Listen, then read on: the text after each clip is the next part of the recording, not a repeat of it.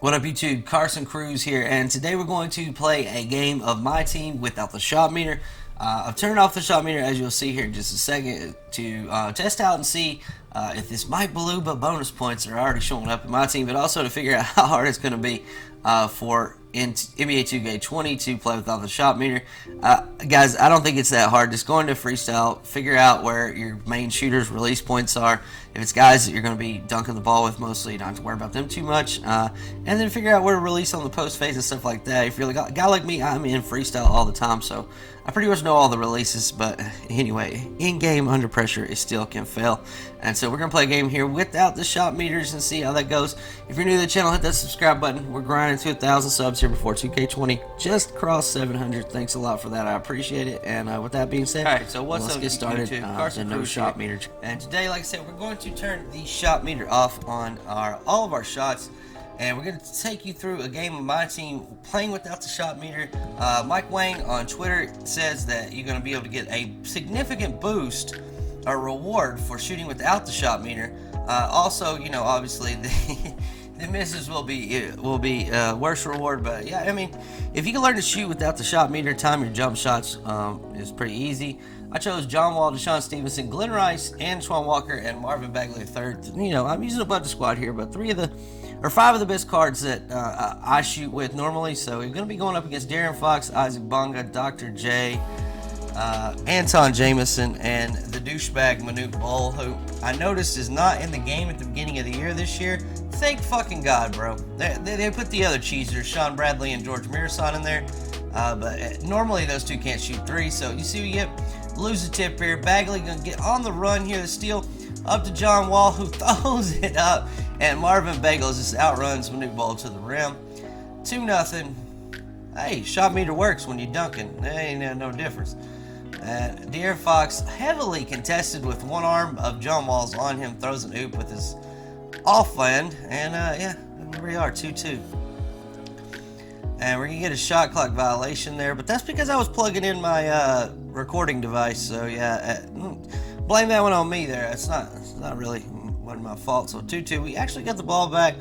Marvin Bagley inbounds alley-oop to John Wall. Hey, this John Wall card, you know, I don't know what he's going to be day one. Maybe a ruby or a sapphire. But look to pick him up at the beginning of the year. He's always really good, glitchy card. He has a nice, easy release, and nobody's going to be banging home limitless threes right off the bat, probably. So yeah, be good one.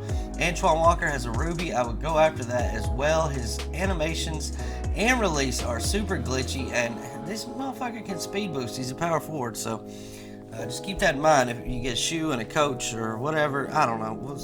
We'll see what the stats are like next year, but he can be able to speed boost in here. So you got a green light there. Try to take it down low with Marvin Bagley, and Manute Bol. This is too much for us. We're down 8-12 right now. And our opponent was on balling and off balling, so this was perfect, you know. It's gonna be, oh, look at there, John Wall trying to get the steal here. Manute Bol throws it right through Marvin Bagley and John Wall to Darren Fox. Like the game, this 2K19 game, they just got some shit they need to fix in here. A little late release. Marvin Bagley able to get the rebound over to Antoine Walker. Back to Glenn Rice. Glenn Rice gonna do step back three. Oh, says it was late. Must have been one of those Beluba lates. Got that extra bonus there. We're down 16-11. End of the first quarter coming to a close. And John Wall kicking it over to Deshaun Stevenson. Back to the alley-oop. Man, John Wall in the alley-oops. That's money right there. As we bring in the bench here, Michael Porter Jr. at center. We got Markelle Fultz at the point. Paul Millsap's playing the 4. Oh, Markelle Fultz to Michael Porter Jr. Alley-oop. Let's get it. One more look. Yeah, I like that. Hey, man, you know, the shot meter off hasn't been that big of a deal so far. I mean, dude, I don't really pay. Well, shit, I don't know what happened there. Very early, we missed out. I don't use it that much anyway, man. If you think about it, you're just trying to time, you know, figure out which cards have is either the top of their release when the ball starts to come up over their head, or it's off their fingertips. Every card, it's either one of the two. There are no differences in the releases when they release it, other than those two things. It's either fingertips, like whenever he flicks his wrist, or it brings it over the top of his head. Depends on what type of release it has. Markelle Fultz, I believe, is one of those late ones. Michael Porter Jr. is a late one. Yeah, I mean, so and it's not like all about the speed. I mean, it's speeding, timing the release, no different. It's just the release point where they're doing it. If they release it at the top of their head, or if you need to release the X button when the wrists start to flick. Those are the only two things, difference in greens. We go another alley-oop to Michael Porter Jr. 25-31. I swear I run these alley-oops all the time, but yeah. We got Eddie Jones in there at the 2. Also, Nicholas Batum at the 3. Except center running everybody in position. I basically had all these cards in here that could speed boost, and I just went with the lineup. Didn't have a real true center, but Michael Porter Jr., Paul Millsaps, Marvin Bagley, one of those guys surely going to have a backup position as center next year. But playing a pretty straight up lineup here. You see that's very late. I don't know. It was a very bad shot. I'm not really sure about how late it was, but it was very bad. You see, 35-33 at the start of the third quarter. I'm hanging in there. John Wall. Oh, De'Aaron Fox playing that defense. John Wall gets it back. Down to Glenn Rice. Post fade. Late open. Still goes in. I mean, yeah, so I'm doing pretty good on my releases so far. Not had too many bad releases. Here's John Wall. You see John Wall going to take a dribble in, drive, and draw the foul on Manute Bol. And it pretty much showing 75-80% of every shot that I've taken. I mean, it is not hard to time these releases. If it was, I would be getting my ass destroyed in this game because he has lots of Galaxy Opals. He has Galaxy Opal Durant, and Dr. J, and Anton, and Manute Bol, and all that. So, like, I would be getting my ass kicked if it was that hard. But you see here, De'Aaron Fox going to the line. He might have his shot meter off, too. Missing them free throws, but yeah.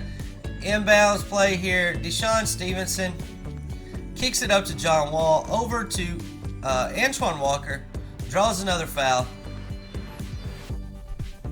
What a terrible release. We need to show some free throws, man. I wish I would have showed those free throws, because free throws might be the hardest thing to time with the releases. There's very early right there. I jacked that all up. That's one thing when they come on.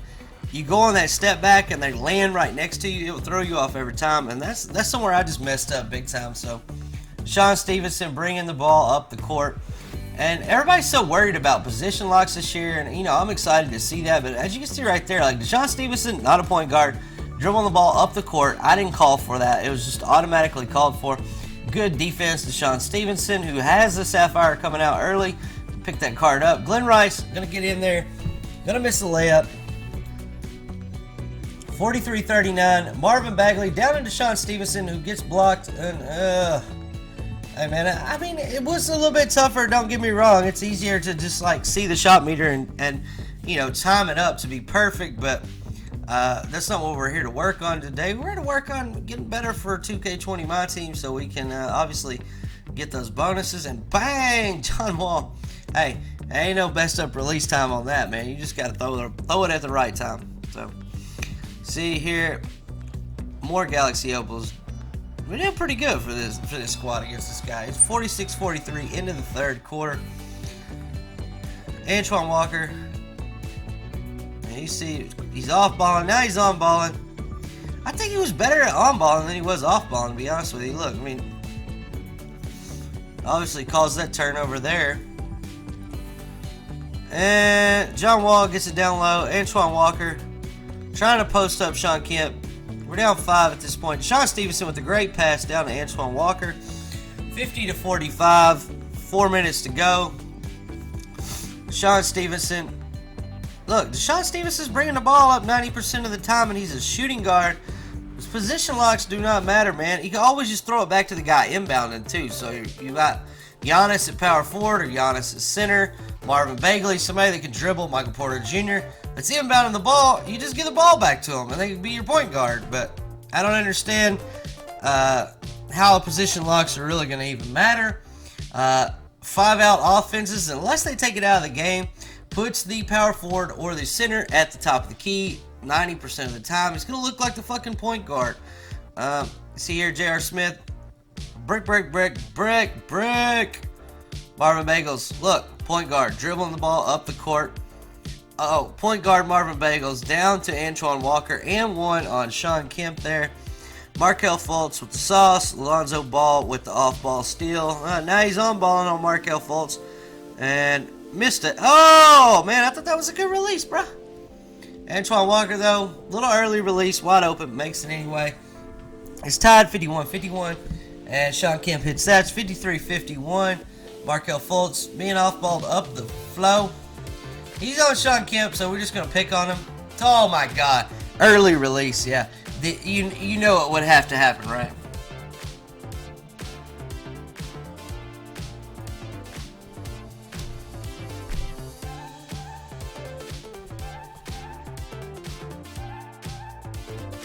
Yeah, so down 4, 2.5 minutes to go. Antoine Walker inbounds. Michael Porter Jr. takes the ball up. See, dude's full court pressing me. Like, I'm pretty sure that. Look who's running the point guards. Antoine Walker and Michael Porter Jr. Unless 2K changes up all kinds of algorithms and playbooks and all that other stuff with their game, you're still going to need your big men to be able to dribble. I don't know that, I don't know how that's going to be this year, but I'm telling you right now, if off-ball full court pressing is still a thing, then big men being able to dribble and playing point guard, no matter the position locks, is still going to happen. People are going to break the press with their center. They're going to call 5 out, and they're going to have their center playing at the top of the key or the power forward, just like this is right here. And this is not me calling any of that, guys. This is like 2K, the adaptive coaching engine, is calling for this to happen. So 2K wants position locks in Myteam. They're going to have to totally restructure all the gameplay in order for it to come out of that, because look at this. Michael Porter Jr. is my center. He is running point guard. I'm not doing that. I did not call any plays the entire game. All I did was just simply play basketball, and you can see here it gets super sloppy at the end with all the off-balling and shit that my opponent's doing, but he played a good game. Well, I'm not really worried about it. I could care less if I win or lose, which I'm going to lose here. I'm not going to be able to finish the game off.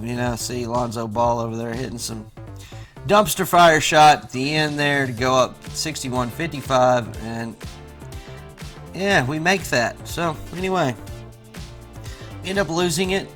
I don't know. I think it was 67-61. I think he might have scored one more time, but anyway, yeah, we did great. Look at Marvin Bagley, had some good rebounds. He was playing point guard a lot though. He had 4 assists. I mean, like Michael Porter Jr. had. Was playing point guard. Antoine Walker was playing point guard. Guys, you're still gonna need all your big guys to be able to move around the floor, and it's not gonna be that much of a different game than it was in 2K19. You're still gonna have people running LeBron at point guard, and it may not say that on the, when they set their lineup, but once they get into the game, the only part that really matters, they're going to be running the offense through them. So anyway, if you like this video, give me a thumbs up. This is Carson Cruz. Later.